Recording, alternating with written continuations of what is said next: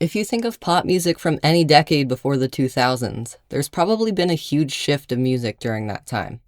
The 60s had the British invasion, the 70s had disco, 80s had synth pop, 90s had grunge. But if you think about the 2010s and 2020s, almost every huge pop artist just stuck to their sound. But I think with some new releases, we could be entering a new era of pop music. Slater just released her amazing new album, but to talk about it, we have to go back to when Charli XCX dropped her EP Vroom Vroom. She completely changed up her sound for this album, and it was all because of production from Sophie.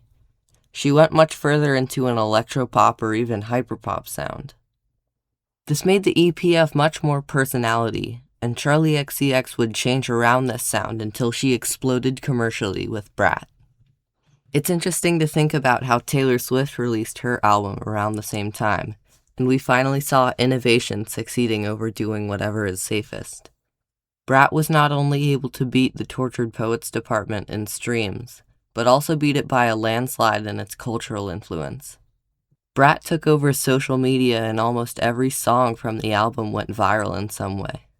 And just earlier this year, we saw another example of an artist utilizing this new sound. Slater released her new album Worst Girl in America back in March.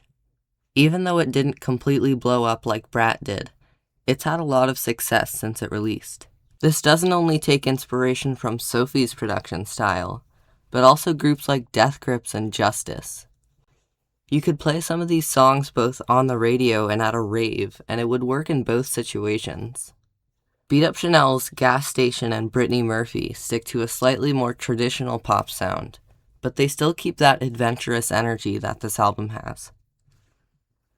Crank and Yes God have a full electro-industrial sound to them, and it's amazing how music this intense and abrasive can still see a lot of commercial success. This album feels like a point where a lot of experimentation in the last decade or so has come together. It does fit into the genre of electropop, but hyperpop, industrial music, EDM, and more have been evolving so much with the use of technology. It seems like popular music is finally being influenced by it. Streaming had a big effect on how artists make music because it's much easier to get away with a lazier release.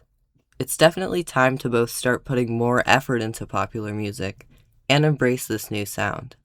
This and digicore and rage appearing in rap music, I think, is a sign of us moving towards a more electronic but more creative future for popular music.